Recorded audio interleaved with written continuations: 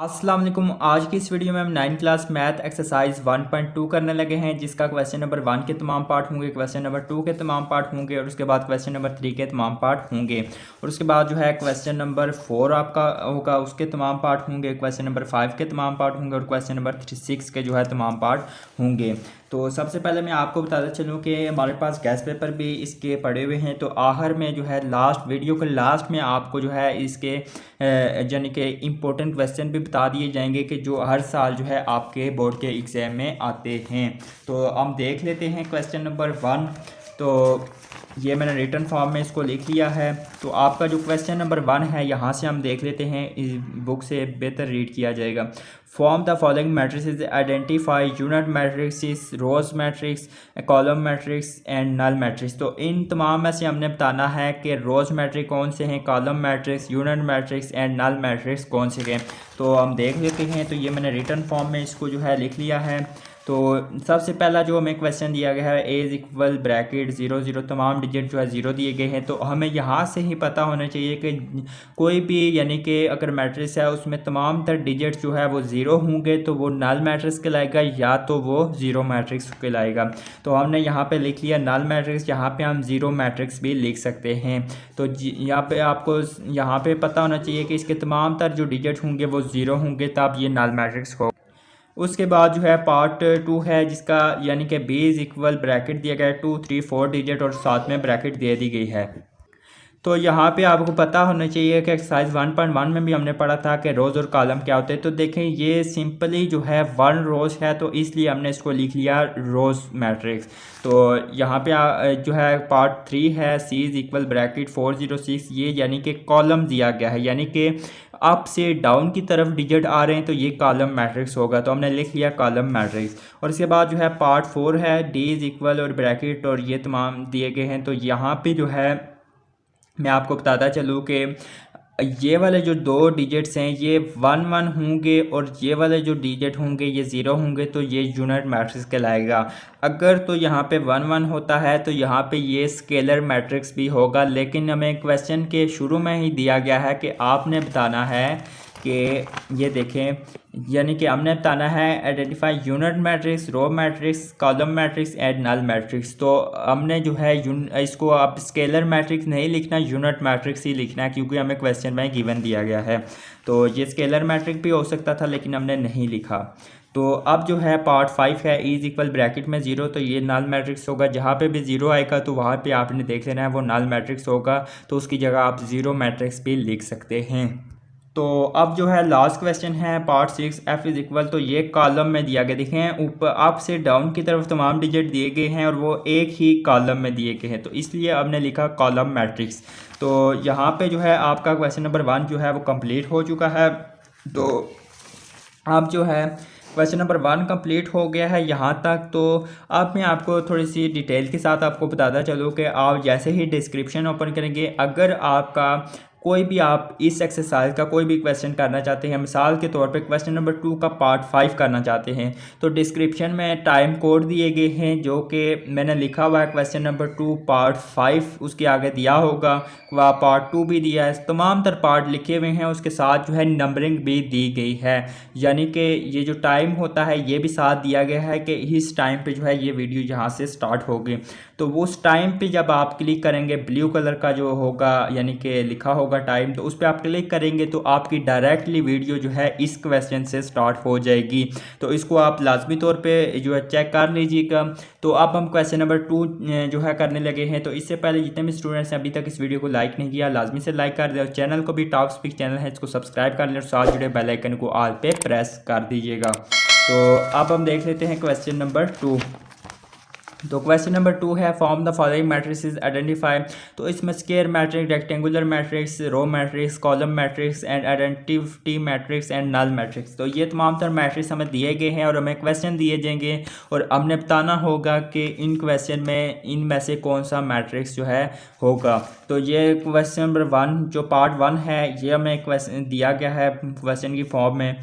तो हमने अब यहाँ पे ये रेक्टेंगुलर मैट्रिक्स का आंसर ये तो हमें पता है, ये क्यों है अब मैं आपको बता दूँ। देखो रोज़ इसमें कितनी हैं, एक रोज़, दो रोज़, और इसमें कॉलम्स कितने हैं 1 2 3, 3 कॉलम्स हैं और 2 रोज़ हैं। तो इसलिए कि ऐसा मैट्रिक्स जो रेक्टेंगुलर मैट्रिक्स होता है उसमें रोज़ और कॉलम डिफरेंट होंगे, यानी कि रोज़ और कॉलम सेम नहीं होंगे। 2 रोज़ और 2 कॉलम्स नहीं होंगे, यानी कि 2 रोज़ हैं और 3 कॉलम्स हैं, तो इसलिए ये रेक्टेंगुलर मैट्रिक्स कहलाएगा। तो इसमें अगर 2 कॉलम्स होते और 3 रोज़ होती तब ये रेक्टेंगुलर मैट्रिक्स होता, तो इसलिए इसको रेक्टेंगुलर मैट्रिक्स जो है लिखा गया है। और उसके बाद जो है ये आपको पता है कॉलम मैट्रिक्स अप से डाउन की तरफ आ रहे हैं डिजिट, तो ये हमें पता है कॉलम मैट्रिक्स, तो कॉलम मैट्रिक्स हमने लिख लिया। उसके बाद जो है पार्ट 3 है जिसमें जो है हमें बताया गया है ये मैट्रिक्स हमें दिए गए हैं। तो देखें ये जो डिजिट्स हैं, अब मैं आपको बताया चलो इसमें कितनी रोज़ हैं, 1 2 रोज़ और 2 कॉलम्स हैं। तो जिसमें कॉलम्स और मैट्रिक्स सेम होंगे तो वो स्क्वायर मैट्रिक्स होगा। 2 कॉलम 2 रोज़ हैं इस क्वेश्चन में, तो हमें पता चल गया ये स्क्वायर मैट्रिक्स है। और उसके बाद जो है ये पार्ट 4 है, तो ये स्क्वायर मैट्रिक्स नहीं होगा। उसकी वजह ये है कि यहाँ पे भी 1 है और यहाँ पे भी 1 है, तो जहाँ पे भी 1 1 होंगे तो वो आइडेंटिटी मैट्रिक होगा या स्केलर मैट्रिक होगा।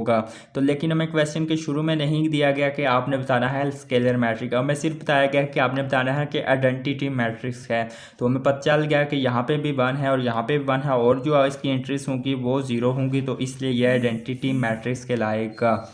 और अब हम देख लेते हैं पार्ट 5, तो ये भी रेक्टेंगुलर मैट्रिक्स है। इसकी वजह यह है कि इसमें 2 कॉलम्स हैं और 3 रोज़ हैं। कॉलम और मैट्रिक्स तो सेम ना हुए, इसी वजह से ये रेक्टेंगुलर मैट्रिक्स कहलाएगा।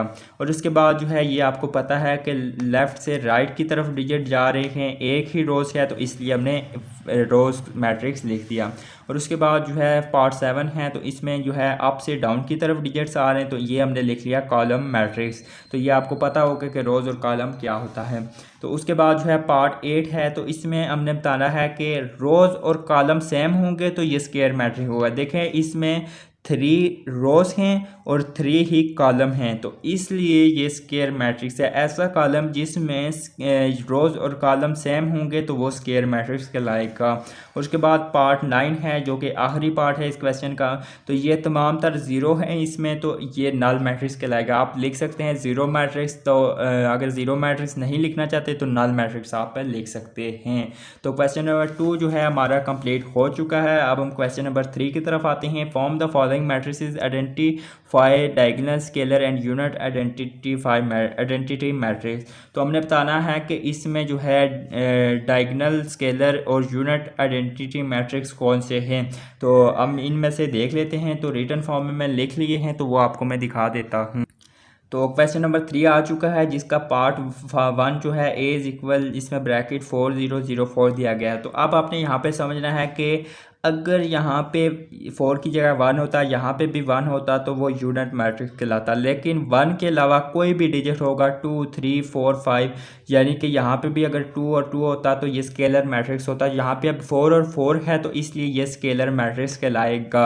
और साथ में ये जो 2 ज़ीरो हैं ये भी जो है यानी कि ज़ीरो हैं, तो इसलिए ये स्केलर मैट्रिक्स कहलाएगा। और ये साथ में डायगोनल मैट्रिक्स भी है। डायगोनल मैट्रिक्स में आपको एंड में बताऊँगा क्या होता है। तो उसके बाद जो है ये वाला b इज इक्वल 2 0 0 1 0 -1। तो मैं आपको बताता चलूँ डायगोनल मैट्रिक्स वो मैट्रिक्स होता है जिसमें जो है एक नॉन ज़ीरो डिजिट हो, मसलन के 1 2 3 4 5 6 7 8 9, यानी कि इन डिजिट में से कोई भी पूरे क्वेश्चन में जो है एक डिजिट हो। तो यहाँ पे 2 डिजिट्स हैं 2 और -1 नॉन ज़ीरो है, तो इसलिए ये डायगोनल मैट्रिक्स कहलाएगा। तो यहाँ पे आई होप सो कि आपको समझ आ गई होगी कि डायगोनल मैट्रिक्स क्या होता है। तो इसमें भी जो है 2 नॉन डिजिट ज़ीरो हैं, अगर 3 भी होते तो हम इसको डायगोनल लिख लेते। तो अब हम देख लेते हैं कि ये जो मैट्रिक्स है, अब यहाँ पे आप देखें ये आइडेंटिटी मैट्रिक्स कैसे है, यहाँ पे भी 1 है और यहाँ पे भी 1 है, तो इसलिए ये आइडेंटिटी मैट्रिक्स है। और साथ में डायगोनल भी है क्योंकि यहाँ पे नॉन ज़ीरो डिजिट 1 भी है और 1 भी है साथ तब, और 2 ज़ीरो है, तो इसलिए इसको डायगोनल मैट्रिक्स लिखा गया है। उसके बाद पार्ट 4 है। तो पार्ट 4 में जो है आप देख लें कि इसमें 3 ज़ीरो हैं और एक नॉन ज़ीरो डिजिट 3 दिया गया है। तो जब भी कोई भी एक नॉन डिजिट डिजिट होगा तो उसमें हम डायगोनल मैट्रिक्स उसको लिखेंगे। तो ये डायगोनल मैट्रिक्स हो गया। उसके बाद पार्ट 5 है, तो हमने सबसे पहले इसको सॉल्व करना है। देखिए 5 - 3 2 आ गया, इसके बाद 0, इसी तरह ये भी 0, इसी तरह 1 + 1 जो है वो 2 आ जाता है। तो ये जब हम सॉल्व करेंगे तो अब हम इसको देखेंगे कि ये कौन सा मैट्रिक्स है। तो ये हमें पता चला कि ये स्केलर मैट्रिक्स। स्केलर मैट्रिक्स कैसे है कि ये वाली जो यानी कि मैंने आपको बताया था 1 के अलावा कोई भी डिजिट होंगे यहाँ पे, जो यहाँ पे भी होगा और यहाँ पे भी सेम होंगे, तो वो स्केलर मैट्रिक्स कहलाएंगे। तो और जो इंट्रीज होंगे वो 0 के होंगी, तो इस वजह से ये जो है स्केलर मैट्रिक्स है। तो यहाँ पे जो है आपका क्वेश्चन नंबर 3 भी कंप्लीट हो चुका है। तो अब हम जो है क्वेश्चन नंबर 4 की तरफ आते हैं। तो क्वेश्चन नंबर 4 में हमने जो है लिखा हुआ है, क्वेश्चन नंबर 4 है find negative of matrix ABCD&E when. ये तमाम तर मैट्रिक्स दिए गए हैं, हमने इनमें से बताना है, हमने इनको जो है नेगेटिव में कैसे लेके आना है। अब मैं आपको रिटन फॉर्म में इनका बता देता हूँ। तो ये मैंने रिटन फॉर्म में लिख लिए हैं। तो सबसे पहले हमें a दिया गया है = 1 0 -1। तो देखें जब भी यहाँ पे नेगेटिव मैट्रिक्स की बात होगी तो आपको यहाँ पे एक बात ध्यान रखनी है कि यहाँ पे हमने a के साथ माइनस लगा देना है और अंदर जो है माइनस को जो है यानी कि मल्टीप्लाई करा देना है। यानी कि आप देखें जिस चीज़ के साथ माइनस नहीं होगा उसके साथ माइनस लगेगा और जिसके साथ माइनस है उसको हमने माइनस ख़त्म कर देना है। वो कैसे होगा यहाँ पे मैं आपको बता देता हूँ। ये कि देखें यहाँ पे भी माइनस है और ये देखें ये चीज़ और ये तमाम तर मैट्रिक्स हैं, हमने माइनस जब इसको a लिखा तो माइनस जब इसके साथ प्लस है तो माइनस प्लस माइनस, तो हमने लिख लिया -1। तो 0 के साथ जो है कोई भी नहीं आता प्लस माइनस, तो ये 0 ऐसे ही रहेगा, तो इसलिए हमने इसको 0 लिखा हुआ है। और जब हम ये देखें यहाँ पे -1 है, जब ये माइनस माइनस होंगे तो ये प्लस हो जाएंगे, तो इसलिए हम इसके साथ जो है 1 लिखेंगे। तो +1 है। तो जब भी कोई रकम आती है जिसके साथ कुछ भी नहीं होता उसके साथ प्लस होता है तो हम प्लस इसको नहीं लिखते। तो यहाँ पे आई होप सो कि आपको समझ आ गई। क्वेश्चन नंबर पार्ट 2 इसका करते हैं तो आपको कंप्लीट डिटेल के साथ समझ आएगी। तो b = ब्रैकेट 3 -1 2 1। तो अब आपको मैं बताता चलूँ कि जब भी नेगेटिव मैट्रिक्स की बात होगी तो आपने जितने भी मतलब कि यहाँ पे -1 है इसको +1 कर देना है और जितने भी डिजिट्स हैं उनको -1 कर देना है। यहाँ पे देखें -b लिखा = ब्रैकेट -3 कर दिया। जब यहाँ पे -1 था आपने इसको +1 कर दिया है और -2 यहाँ पे लिख लिया। देखें इसके साथ प्लस था तो हमने माइनस लिख लिया और इसके साथ -1 लिख लिया। तो इस तरीके के साथ जो है आपने नेगेटिव मैट्रिक्स जो है बना लेने हैं। तो आप पार्ट C है इसके साथ जो है तमाम तर जो है वो प्लस के हैं, तो इन तमाम के साथ हमने माइनस लगा देना है। तो ये देखें -2 -6 -3 -2। तो जब भी आप नेगेटिव मैट्रिक्स जो है फाइंड करने लगे तो उसके साथ आपने माइनस लाजमी तौर पे लिखना है। तो अब हम पार्ट D देख लेते हैं। इसमें -3 है, -4 है, 2 और 5। तो इसमें जो है इन दोनों के साथ से माइनस ख़त्म हो जाएगा और -2 और -5 हो जाएगा। तो अब नेक्स्ट पेज हम देख लेते हैं।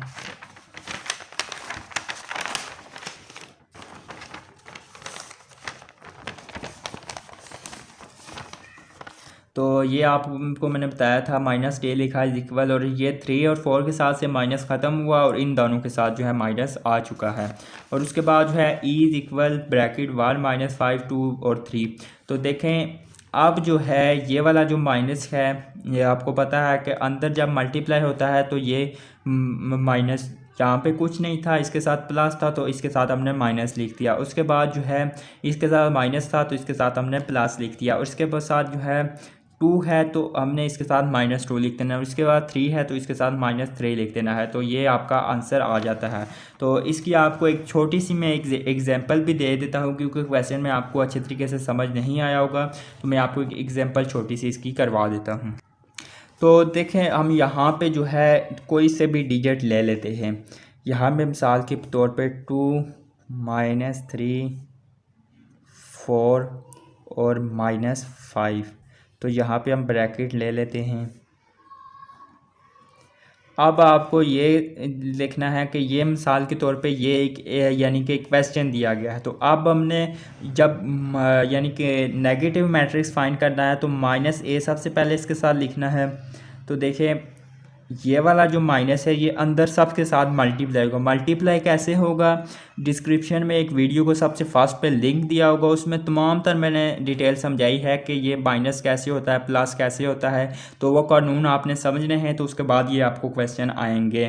तो ये वाला माइनस जब अंदर मल्टी, यहाँ पे प्लस है, जिसके साथ कुछ नहीं होता उसके साथ प्लस होता है, तो माइनस प्लस माइनस होगा, तो हमने इसके साथ लिख देना है माइनस। और उसके बाद जो है इसी तरह 4 के साथ प्लस है, तो ये वाला माइनस जब अंदर मल्टीप्लाई होगा माइनस प्लस माइनस, तो ये वाला माइनस हो जाएगा। तो अब ये जो माइनस है ये 3 माइनस के साथ जब मल्टीप्लाई होगा माइनस माइनस प्लस होगा, तो ये हम 3 इसी तरह लिखेंगे। जिसके डिजिट के साथ कुछ नहीं होता उसके साथ प्लस लिखा होता है, लेकिन हमें नज़र नहीं आता। तो उसके बाद है माइनस माइनस प्लस, यहाँ पे भी 5 इसी तरह आ जाएगा। आई होप सो कि आपको समझ आ गई होगी कि जो नेगेटिव मैट्रिक्स है उनको कैसे फाइंड किया जाता है। क्वेश्चन नंबर 4 जो है वो हमारा कंप्लीट हो चुका है, उसके ABCDE पार्ट जो है वो कंप्लीट हो चुके हैं। अब हम क्वेश्चन नंबर 5 की तरफ आते हैं। Find the transpose of each of the following matrices. इन तमाम का हमने ट्रांसपोज लेना है। तो ट्रांसपोज कैसे लेते हैं वो आपको मैं बता देता हूँ रिटन फॉर्म में। तो ये मैंने जो है रिटन फॉर्म में लिखा हुआ है, find the transpose of each of the following matrices. तो ये जो हमें दिया गया है, क्वेश्चन दिया गया है, इसका हमने ट्रांसपोज मालूम करना है। तो ट्रांसपोज कैसे लेते हैं, तो देखें जो चीज़ कॉलम में लिखी है उसको रोज़ में चेंज कर देते हैं। सिर्फ इतना काम आपने करना है। रोज़ में कैसे चेंज करनी है, आपने ए के ऊपर छोटा टी लिखना है, उसके बाद इक्वल ब्रैकेट डाली। अब ये 0 है तो ये कॉलम है, तो हमने इसको बेसिकली रोज़ में कन्वर्ट करना है। 0 1 और -2। तो देखें मैंने लिख लिया 0, ये वाला 1 इधर आ जाएगा और ये वाला माइनस इधर आ जाएगा। यानी कि अगर कॉलम है तो उसको रोज़ में कर देना है, अगर ये वाली रोज़ है तो हमने यानी कि अगर क्वेश्चन दिया हुआ है रोज़ में तो उसको कॉलम में कन्वर्ट करना है। आई होप सो कि आपको समझ आ गई होगी। अब ये रोज़ आगे दी गई है पार्ट बी, तो अब हम इसको कॉलम में कैसे कन्वर्ट, देखें बी के ऊपर आपने छोटा टी लिखना है क्योंकि आप ट्रांसपोज ले रहे हैं इक्वल। तो अब ये जो बी है, अब इसको ये रोज़ में क्वेश्चन दिया गया है, अब इसको आपने कॉलम में कैसे कन्वर्ट करना है। देखें सबसे फर्स्ट पे 5 आ गया, उसके बाद जो है 1 आ गया, उसके बाद -6 आ गया, तो ब्रैकेट डाल दी, तो यही आपका आंसर ट्रांसपोज का आ चुका है। तो ये बहुत ईजी क्वेश्चन है। अब जो है पार्ट सी है, सी इज इक्वल ब्रैकेट 1 2 2 -1 3 0 और ब्रैकेट दे दी गई है। अब हमने इसका ट्रांसपोज कैसे लेना है, देखिए ये वाला जो फर्स्ट कॉलम है इसको रोज़ में पहले कन्वर्ट करना है, ये सेकंड जो कॉलम है उसको भी रोज़ में कन्वर्ट कर देना है। तो कैसे कन्वर्ट करना है, सी के ऊपर हमने छोटा टी लिखा इक्वल, तो देखें 1 इधर आ गया, ये वाला 2 इधर आ गया, ये वाला 3 जो है इधर आ गया। ये यानी कि ये वाला जो कॉलम है ये रोज़ में हमने कन्वर्ट कर दिया है। तो अब जो है सेकंड जो कॉलम है इसको हमने रोज़ में कन्वर्ट, ये वाला 2 इधर आ चुका है, ये वाला -1 जो है वो इधर आ चुका है और ये वाला 0 जो है इधर आ चुका है। तो इसलिए जो है ये वाला कॉलम जो है रोज़ में कन्वर्ट हुआ और ये वाला भी कॉलम जो है वो रोज़ में कन्वर्ट हुआ। तो इस चीज़ को हम कहते हैं ट्रांसपोज, कि जो भी चीज़ कॉलम में होगी उसको रोज़ में कन्वर्ट करना है, रोज़ में जो होगी उसको कॉलम में कन्वर्ट कर देना है। उसके बाद पार्ट डी आ जाता है, डी इज इक्वल ब्रैकेट 2 3 0 2 5।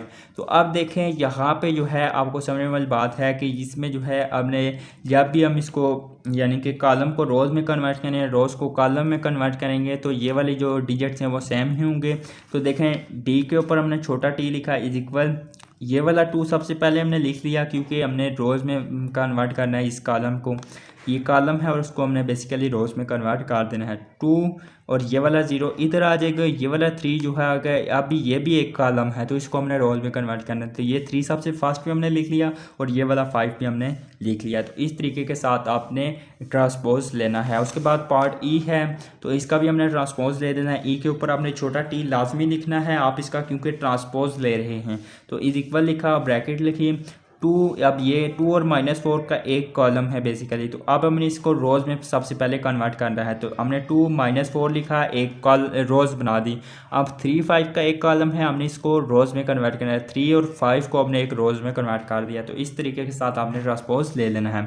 तो उसके बाद पार्ट एफ है, एफ के ऊपर आपने छोटा टी लिखना है इज इक्वल, तो 1 3 एक कॉलम है, इसको हमने 1 3 लिखा, रोज़ में कन्वर्ट कर दिया। 2 4 है तो ये एक कॉलम है तो हमने इसको एक रोज़ में कन्वर्ट कर दिया। तो अब जो है ये लास्ट जो है आपका यानी कि आपका क्वेश्चन नंबर 5 जो है वो कंप्लीट हो चुका है। तो इसके एंड पे आपको जो है मोस्ट इंपॉर्टेंट क्वेश्चन भी बता दिए जाएंगे, तो वीडियो को लाजमी एंड तक देख लीजिए। क्वेश्चन नंबर 6 हम कर लेते हैं, वेरी इंपॉर्टेंट है जो कि, तो verify that if A is equal, तो ये आपको बी की भी वैल्यू और ए की भी वैल्यू दे दी गई है और साथ में 2 क्वेश्चन दिए गए हैं जिनको हमने हल सॉल्व करना है। तो रिटन फॉर्म में हम देख लेते हैं इन क्वेश्चन को। तो अब हम देख लेते हैं क्वेश्चन नंबर 6। तो वेरीफाई दैट इफ़ ए की वैल्यू बी की वैल्यू दे दी है देन, और हमें ये 2 पार्ट दिए गए हैं कि आपने इन वैल्यू की मदद से ये 2 पार्ट जो है सॉल्व करने हैं। तो सबसे पहला जो हम क्वेश्चन ले लेते हैं, ये वाला पार्ट 1 ले लेते हैं। तो इसका दिया गया है ए ट्रांसपोज ब्रैकेट के ऊपर फिर ट्रांसपोज इक्वल है। क्वेश्चन को आपने समझा, देखें ए की वैल्यू है, इसका ट्रांसपोज लेना है एक बार, उसके बाद दूसरी बार भी इसका ट्रांसपोज लेना है, तो ये वैल्यू ए के इक्वल ही आ जाएगी। तो देख लेते हैं। तो ये ए की वैल्यू फर्स्ट पे हमने लिखी 1201, ए का ट्रांसपोज सबसे पहले हमने ये चीज़ सॉल्व करनी है। ए के ऊपर टी लिखा है इक्वल ब्रैकेट 1201 और फिर ब्रैकेट और फिर हमने टी ऊपर छोटा लिख लिया। अब हमने इसका ट्रांसपोज लेना है। देखें जब भी ट्रांसपोज लेते हैं तो उसका कानून ये होता है कि जो चीज़ रो में है उसको कॉलम में कन्वर्ट कर देते हैं, जो कॉलम में होती है उसको रोज़ में कन्वर्ट कर देते हैं। तो देखें 1 2 एक रोज़ है तो हमने उसको एक कॉलम में कन्वर्ट कर दिया, 1 2 और ये 1 और ये 2 हमने इसको एक कॉलम बना दिया। उसके बाद 0 1 एक रोज़ है तो हमने इसको एक कॉलम बनाना है, 0 और 1 एक कॉलम बना दिया। तो यहाँ पे सॉल्व हुआ सिर्फ ए का ट्रांसपोज, सिर्फ यानी कि ए और टी अभी यानी कि सॉल्व हुआ है। अब हमने ए के ऊपर टी और उसके ऊपर भी जो है छोटा ट्रांसपोज, यानी कि टी का मतलब है ट्रांसपोज, ए का ट्रांसपोज लेना। तो ये अब हमने एक ब्रैकेट सॉल्व करनी है। तो इसको हमने लिख लिया इक्वल, और ये वाली वैल्यू हमने लेनी है क्योंकि ए का छोटा ट्रांसपोज हमने लिया था तो ये वाली वैल्यू आई थी। हमने इसको लिख लिया 1021, ये वैल्यू ये वाली लिख ली, उसके ऊपर टी लिखा इस इक्वल, तो हमने ब्रैकेट और ये चीज़ अब मैंने आपको बताया है कि जो चीज़ रो में है उसको कॉलम में दोबारा कन्वर्ट करना है 10। तो अब हमने इसको 10 कॉलम में बना दिया। इसके बाद 21 है तो हमने इसको 21 जो है एक कॉलम में कन्वर्ट कर दिया। तो यहाँ से हमें पता चला कि ये जो ए के ट्रांसपोज का जब हम ट्रांसपोज लेंगे तो वो ए के इक्वल ही आएगा। तो देखें ये चीज़ जब हमने सॉल्व की 1201 तो ये ए के इक्वल है या नहीं है, 1201 तो ये भी आ गई 1201। तो यानी कि यहाँ पे हमारा क्वेश्चन जो है वो सॉल्व हो जाता है। ए के ट्रांसपोज का ट्रांसपोज लिया तो वो इक्वल आया ए के। तो ये क्वेश्चन इस तरीके के साथ सॉल्व होगा। लेफ्ट हैंड साइड इक्वल है राइट हैंड साइड के। लेफ्ट हैंड साइड पे ए के ट्रांसपोज का ट्रांसपोज है इक्वल ए, तो हमारे पास दोनों जो है इक्वल आ चुके हैं। ए के ट्रांसपोज का जो आंसर आया 1201 आया और जो ए है हमारे पास वो 1201 है। तो यानी कि दोनों सेम है, तो ये हमें पता चलेगा कि ये सेम जो है आंसर आ चुका है। इसी तरीके के साथ जो है बी की वैल्यू हमने ले लेनी है, बी का ट्रांसपोज और इक्वल बी। तो सबसे पहले आपको जो है ये वाली बी की वैल्यू लेनी है, ये जो ऊपर दी गई है b इज़ इक्वल 1120 और ब्रैकेट दी गई है। तो ये सबसे पहले हमने लिख ली 1120 ब्रैकेट लिखी और उसके ऊपर जो है ट्रांसपोज का छोटा डी हमने डाल दिया। अब हमने इसको ट्रांसपोज सबसे पहले लेना है, रोज़ को कॉलम में कन्वर्ट करना है। 11 को हमने कॉलम में कन्वर्ट किया, 20 को भी हमने कॉलम में कन्वर्ट कर दिया। अब हमने इसका दोबारा से ट्रांसपोज लेना है, बी के ऊपर टी लिखा, उसके ब्रैकेट उसके ऊपर टी लिखा इज इक्वल ब्रैकेट दी। उसके बाद जो है ये जो यानी कि ये वैल्यू हमने यहाँ पे लिखनी है 1120 ट्रांसपोज लिखा इज इक्वल। अब हमने इसको सॉल्व करना है। तो देखें ये जो रोज़ है 1 2 की हमने इसको कॉलम में 1 2 कन्वर्ट कर दिया। उसके बाद जो है 1 0 एक रोज़ है तो हमने इसको कॉलम में कन्वर्ट कर दिया 1 0। तो ये किसके इक्वल आ गए, बी के इक्वल आ गई। यानी कि ये जो लेफ़्ट हैंड साइड है इसको हमने सॉल्व किया तो ये चीज़ आ गई 1120। तो जो बी है वो राइट हैंड साइड है, तो राइट हैंड साइड पे जो है बी की क्या वैल्यू आई है, तो देखें बी की 1120 वैल्यू है, तो यहाँ पे भी 1120 वैल्यू। हमें पता चला कि बी के ट्रांसपोज इक्वल बी, तो वो हमारे left hand side equal right hand side जो है वो आंसर हमारा आ चुका है। तो फाइनली जो है हमारा आंसर जो है वो आ चुका है। तो हम जो है यहाँ तक जो है आपके 6 पार्ट जो है वो कंप्लीट हो चुके हैं एक्सरसाइज 1.2 के। तो अब आपको मोस्ट इंपॉर्टेंट जो क्वेश्चन है वो आपको इस चैप्टर के बता दिए जाएंगे। तो देखें एक्सरसाइज 1.2 है, तो इसका क्वेश्चन नंबर 5 का पार्ट सी और ई इम्पोर्टेंट है। उसके बाद क्वेश्चन नंबर 6 का पार्ट 1 और 2 जो अभी आपको मैंने करवाए हैं। तो यहाँ पे 1.2 में से यही ज़्यादा इम्पोर्टेंट है जो कि पेपर में मोस्टली पूछे जाते हैं। तो ये आपने इस एक्सरसाइज में से वेरी इंपॉर्टेंट ये क्वेश्चन है, इनको आपने हल कर लेना है। तो अब आपको मैं बताता चलूँ कि अगर आप ये नोट्स जो आप बना रहे हैं, यानी कि हम वीडियो में ये जो आपको दिखा रहे हैं ये वाले नोट्स, तो अगर आप ये बाय करना चाहते हैं तो कुछ स्टूडेंट्स जो है मुझसे पूछ भी रहे थे, तो मैं आपको बताता चलूँ कि वैसे तो हम बाय नहीं करते, लेकिन अगर किसी स्टूडेंट्स को चाहिए तो जैसे ही ये कंप्लीट होंगे तो इसी वीडियो के डिस्क्रिप्शन में जो है लिंक मेंशन कर दिया जाएगा एक वीडियो का, जिसमें हम बताएंगे कि ये हमने जो है कैसे बाय करने हैं और आपने यानी कि कैसे इनको ख़रीदना है। तो हम उस तरीक़ाकार जो है वो तमाम तर उस वीडियो में क्राइटेरिया बता देंगे, तो उसके हिसाब से जो है आपने वो इन्फॉर्मेशन फिलिंग वगैरह करनी है। उसके बाद आपको ये जो नोट्स है वो मिल जाएंगे। उसके बाद जो है गैस पेपर भी होंगे, वो बाद में जो है हम कर लेंगे। तो उम्मीद है कि आज की इस वीडियो आपको अच्छी लगी होगी। तो क्वेश्चन नंबर 1 से लेकर क्वेश्चन नंबर 6 तक जो है कंप्लीट हो चुके हैं। 1.2 आज की कंप्लीट हो चुकी है। नेक्स्ट जो है हम 1.3 करेंगे। तो मिलते हैं न्यू वीडियो में, जब तक के लिए अल्लाह हाफिज़।